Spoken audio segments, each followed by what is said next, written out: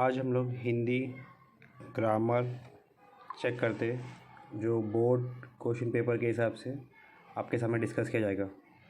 ये Hindi grammar Maharashtra state board के students के लिए है और टेक्स्ट बुक जो फॉलो की गई है वहाँ पे ये composite Lokvani text book follow की गई है। तो जो लोग भारतीय 100 मार्क वाला जो हिंदी देते हैं वो स्टूडेंट्स भी इसको सॉल्व कर सकते हैं। कुछ एक्स्ट्रा टॉपिक्स लोक भारती के लिए अलग से ऐड किया जाएगा। तो जो भाषा अध्ययन आपका 3rd विभाग रहता है व्याकरण, ये 8 to 10 मार्क्स के लिए आता है। तो इसमें जो फर्स्ट कैटेगरी का क्वेश्चन है वो है सूचना के अनुसार कृपया कीजिए। पहला क्वेश्चन इसके अंदर होता है सही शब्द छाँट कर लिखिए। यहाँ पे आपको स्पेलिंग मिस्टेक्स वाले 4 ऑप्शंस रहेंगे, उसमें जो सही स्पेलिंग है वो आपको लिखना है। सेकंड 1 मार्क के लिए आएगा ये आपको। सेकंड जो आएगा इसके अंदर अव्यय का वाक्य में प्रयोग करना है, ये भी आपको 1 मार्क के अंदर आएगा। थर्ड जो है काल भेद पहचानिए, आपको भूतकाल, वर्तमान काल, भविष्य काल में उसका भेद भी पहचानना है। सामान्य है, पूर्ण है, अपूर्ण है, वो भी लिखना है। और काल परिवर्तन कीजिए, पूर्ण भूतकाल है उसको अपूर्ण वर्तमान काल करना है, ये सब चीज़ें काल परिवर्तन के अंदर आएगी। तो ये 2 मार्क्स के लिए रहेगा। आपको 2 क्वेश्चन इसलिए 2 मार्क्स है यहाँ पे। नेक्स्ट मुहावरे का अर्थ लिख के वाक्यों में प्रयोग कीजिए। तो मुहावरे का आपको मीनिंग भी लिखना है, उसको वाक्य में प्रयोग भी करना है। नेक्स्ट इसके अंदर अधोरेखित शब्द समूह के लिए उचित मुहावरे चयन करके वाक्य फिर से लिखे। यहाँ पे 2 ऑप्शन आपको ऑलरेडी दिए होंगे, उसमें से मुहावरे में कौन सा ऑप्शन सही बैठ रहा है वो चूज़ करके आपको लिखना है। नेक्स्ट क्वेश्चन 2 मार्क्स के लिए रहेगा ये भी। कृति पूर्ण कीजिए, संधि आपको सॉल्व करना है, बहुत सिंपल सा रहता है ये और उसका भेद बता रहा है आपको, और ये भी 2 मार्क्स के लिए। लास्ट जो क्वेश्चन है आपका वो है वाक्य के प्रकार पहचानिए, अर्थ के अनुसार पर, रचना के आधार पर। 2 मार्क्स के लिए रहेगा ये भी क्वेश्चन। 1 बाय 1 हम लोग एक एक कैटेगरी के क्वेश्चन चेक करते जाएंगे। फर्स्ट कैटेगरी क्वेश्चन है सही शब्द छाँट कर लिखिए। आपकी स्क्रीन पे देख सकते हैं आप लोग। इसमें से आपको फर्स्ट क्वेश्चन के अंदर युवावस्था का कौन सा ऑप्शन आपको सही लग रहा है यहाँ पे। तो फर्स्ट 1 युवावस्था लिखा हुआ है, सेकंड 1 युवावस्था लिखा हुआ है, थर्ड 1 युवस्था लिखा हुआ है और फोर्थ 1 प्रॉपर आपका वर्ड है देखो युवावस्था जो अपने को चाहिए था। तो इसका करेक्ट आंसर है फोर्थ 1। नेक्स्ट 1 क्वेश्चन विश्वविद्यालय। तो विश्वविद्यालय का आपको सही ऑप्शन ढूंढ के लिखना है। इसके अंदर आपका द आधा आता है और श जो है वो छोटा श है इसके अंदर, तो सेकंड ऑप्शन आपका एकदम परफेक्ट फिट है। तो यहाँ पे सेकंड ऑप्शन आपका एकदम करेक्ट है विश्वविद्यालय के लिए।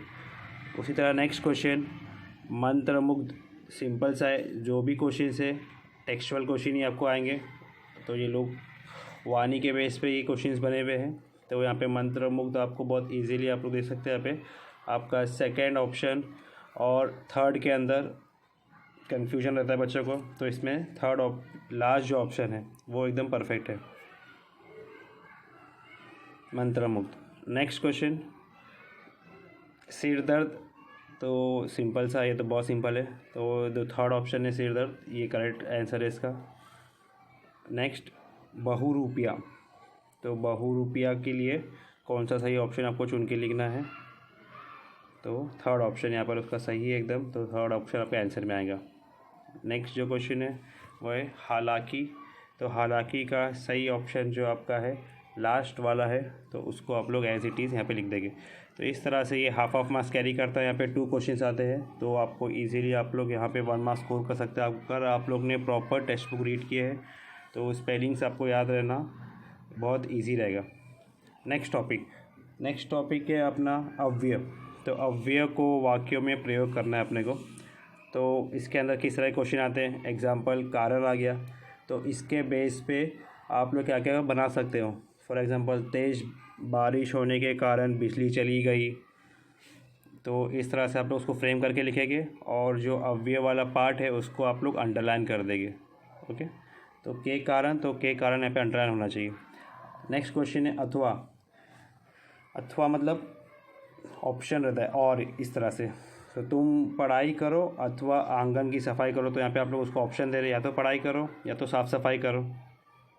नेक्स्ट क्वेश्चन, इसलिए, तो यहाँ पर भी आपको ऑप्शन है इसलिए के हिसाब से लिखना है। तो राकेश को बुखार था इसलिए वह विद्यालय ना जा सका।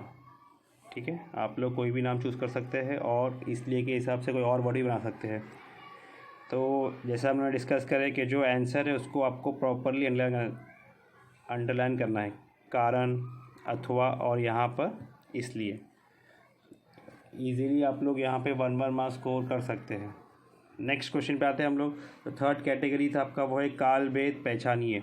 तो ये था अवयव का वाक्य में प्रयोग करना। नेक्स्ट है काल का भेद पहचानना। फर्स्ट क्वेश्चन यहाँ पर है, वे सब उस खोए हुए आदमी कहकर बुलाएंगे। वे सब उसे खोया हुआ आदमी कहकर बुलाएंगे। बहुत सिंपल सा है, बुलाएंगे वर्ड आ गया यहाँ पे, तो ये भविष्य काल है और भेद बताना तो ये सामान्य भविष्य काल है। ठीक है, अपूर्ण पहचाना बहुत इजी है, रहा वर्ड आएगा तो आपका वो अपूर्ण रहता है, वरना वो सामान्य या पूर्ण रहेगा। नेक्स्ट वन, एक दिन एक आदमी ने तो कमाल कर दिया। यहाँ पर भी दिया पास्ट टेंस दिखा रहा है, तो ये आपका है सामान्य भूतकाल। नेक्स्ट, मुझसे शिकायत करने वाले ही गंदा और दूषित करते हैं। तो है वर्ड आ गया, तो ये आपका वर्तमान काल है, तो इसका आंसर रहेगा आपका सामान्य वर्तमान काल। तो काल भेद पहचानिए, बहुत इजी है। नेक्स्ट टॉपिक है आपका काल को परिवर्तन करना। काल का परिवर्तन करना, इसके अंदर फर्स्ट क्वेश्चन है, पढ़ते पढ़ते उसकी आंखों में आंसू आ गए।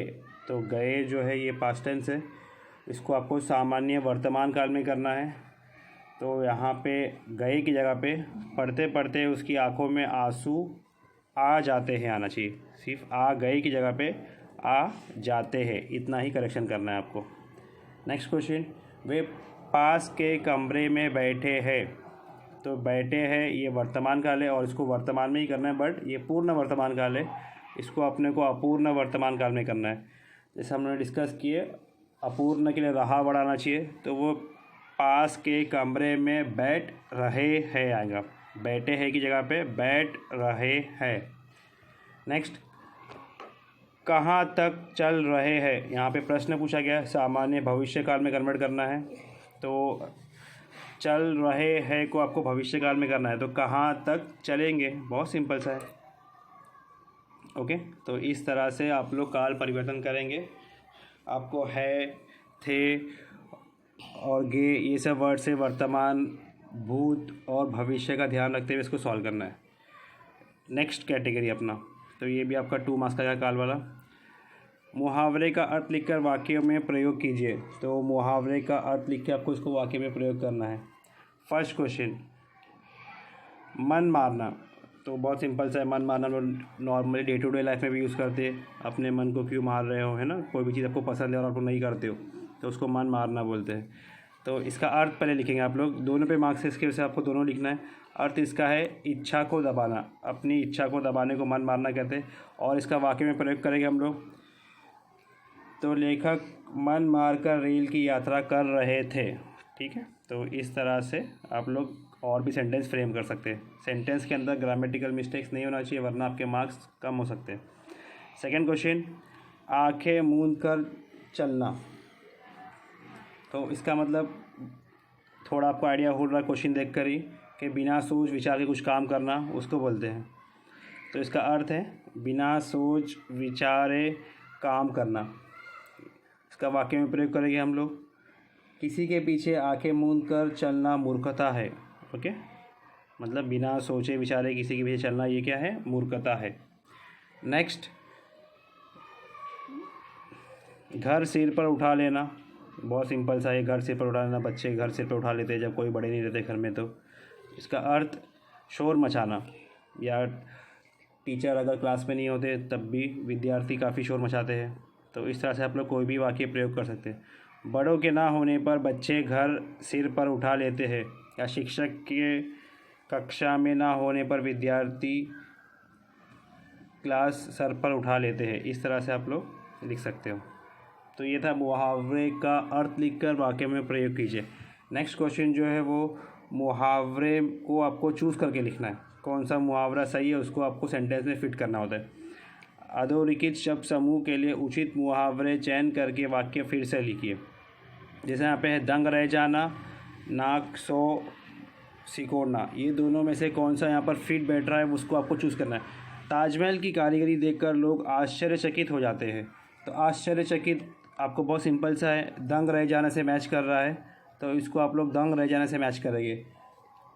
ताजमहल की कारीगरी देखकर लोग आश्चर्यचकित हो जाते हैं, तो ये किस तरह से आएगा, ताजमहल की कारीगरी देखकर लोग दंग रह जाते हैं। आश्चर्यचकित की जगह पे हम लोग दंग रह जाते हैं को रिप्लेस कर दें यहाँ पर। सेकंड क्वेश्चन, टीस उठना या तिलमिला उठना। रमेश से 500 का नोट गुम हो जाने पर पिताजी क्रोधित हो गए, तो बहुत सिंपल सा है, तिलमिला उठना यहाँ पे सही बैठ रहा है यहाँ पे, तो रमेश से 500 का नोट गुम हो जाने पर पिताजी तिलमिला उठे, तो ये आपको करेक्शन करके उसको अंडरलाइन कर देना है। नेक्स्ट क्वेश्चन, बिना सिर पैर की बातें करना या कन्नी काटना। राजेश की आदत है कि वह हमेशा निरादर बातें करता है, तो निरादर बातें का मतलब ही वो है कि बिना सिर पैर की बातें करना, और कन्नी काटना का मतलब है किसी का पत्ता काट देना, मतलब जो हम लोग डे टू डे लाइफ में यूज़ करते हैं उसकी जगह रिप्लेस कर देना। तो राजेश की आदत है कि वह हमेशा निरादर बातें करने की जगह पे क्या कर देगा आप लोग, बिना सिर पैर की बातें करता है।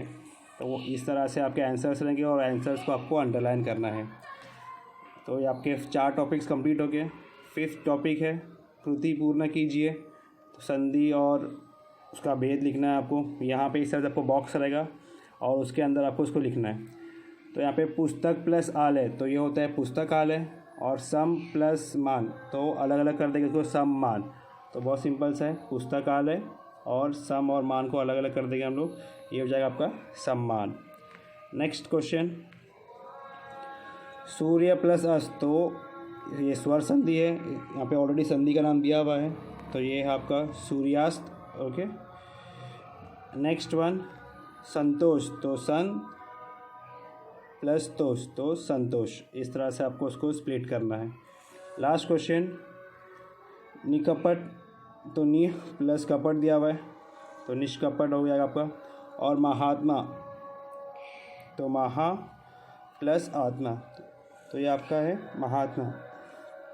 तो इस तरह से आप देख सकते हैं, इसका संधि का भेद भी दिया गया था ऑलरेडी, पर कभी कभी संधि का भेद भी पूछ सकता है। बहुत सिंपल सा तरीका है, अगर संधि का जो सेकेंड पार्ट है वो स्वर है, आ ई ई उ ए आई ओ औ अम आहा, तो उसके अंदर से कोई वर्ड आता है तो वो उसको स्वर संधि बोलेगा। देखो यहाँ पे महात्मा में आ गया तो ये स्वर संधि है, सूर्यास्त में आ गया तो भी स्वर संधि है, और पुस्तकालय में भी आ गया तो स्वर संधि है। और बाकी जगह पे अगर क ख ग न आपका कोई वर्ड है, ह क से लेके ह तक, तो आपका वो व्यंजन संधि रहेगा। तो अगर भेद में भी अगर बॉक्स आता है या भेद आपको लिखना है तो भी आप लोग इजीली ढूंढ कर लिख सकते हैं। लास्ट क्वेश्चन आपका क्वेश्चन नंबर 6, वाक्य के प्रकार पहचानिए। तो यहाँ पर आपको वाक्य के प्रकार पहचानना है। ये टॉपिक अगर आपको आता नहीं है तो आप लोग कमेंट्स में लिख दो, इसका एक्सप्लेनेशन हम लोग अलग वीडियो में बनाएंगे। यहाँ पे हम लोग सिर्फ आंसर डिस्कस कर रहे हैं। इस बात के लिए ये गाँव वाले ज़िम्मेदार है, इसको रचना के आधार पर बताना है। और क्या प्रसाद सिर्फ बूंदी होता है, तो ये अर्थ के अनुसार, तो ये तो बहुत सिंपल है। अर्थ के अनुसार वाला बहुत सिंपल होता है, ये क्वेश्चन मार्क है तो ये प्रश्नार्थक वाक्य है। और पहला क्वेश्चन रचना के आधार पर, तो उसके अंदर साधारण वाक्य, मिश्र वाक्य, संयुक्त वाक्य रहता है। तो ये सिंपल सा वाक्य है, तो पहला वाला साधारण वाक्य और दूसरा वाला आपका प्रश्नार्थक वाक्य। ओके, नेक्स्ट वन, वर्षा हो रही है इसलिए छाता ले लो, तो ये रचना के अनुसार पर बताना है आपको। तो इसलिए वर्ड आ गया यहाँ पे, तो ये यहाँ पे एक कंपाउंड है, इसको हम लोग बोलते हैं मिश्र वाक्य। मुझे ये दान गरीबों को देना है, तो ये सिंपल सा सेंटेंस है, इसको हम लोग विधानार्थी वाक्य बोलते हैं। तो पहला वाला आपका मिश्र वाक्य, सेकंड वाला आपका विधानार्थी वाक्य। लास्ट क्वेश्चन, भोपाल गाड़ी कितने बजे तक पहुंचती है, तो ये बहुत सिंपल सा है, प्रश्न पूछा हुआ है यहाँ पे। तो जैसा कि हमारा फर्स्ट क्वेश्चन में था, तो ये प्रश्नार्थक वाक्य। सेकेंड वन, उसे ज़मीन निगल गई थी या आसमान खा गया था, तो यहाँ पे 2 सेंटेंस ज्वाइन हो रहे हैं, तो इसको हम लोग संयुक्त वाक्य बोलते हैं। तो ये आपका ये संयुक्त वाक्य और प्रश्नार्थक वाक्य। तो इस तरह से आपके ग्रामर के सारे टॉपिक्स यहाँ पे कवर हो चुके हैं। ये हिंदी कंपोजिट बच्चों के लिए, जो इंग्लिश मीडियम के अलावा जो बच्चे रहते हैं उन लोगों के लिए तो बहुत बेनिफिशियल है, क्योंकि उन लोग के टेक्स्ट बुक के क्वेश्चन है। और जो इंग्लिश मीडियम के स्टूडेंट्स हैं जिसका हिंदी 100 मार्क का होता है, वो लोग के लिए भी ये सिंपल है, क्योंकि उन लोग के भी काफ़ी टॉपिक्स कवर हो गए। और एक्स्ट्रा टॉपिक जो इंग्लिश मीडियम के बच जाते हैं वो नेक्स्ट वीडियो में आ जाएंगे आप लोग को।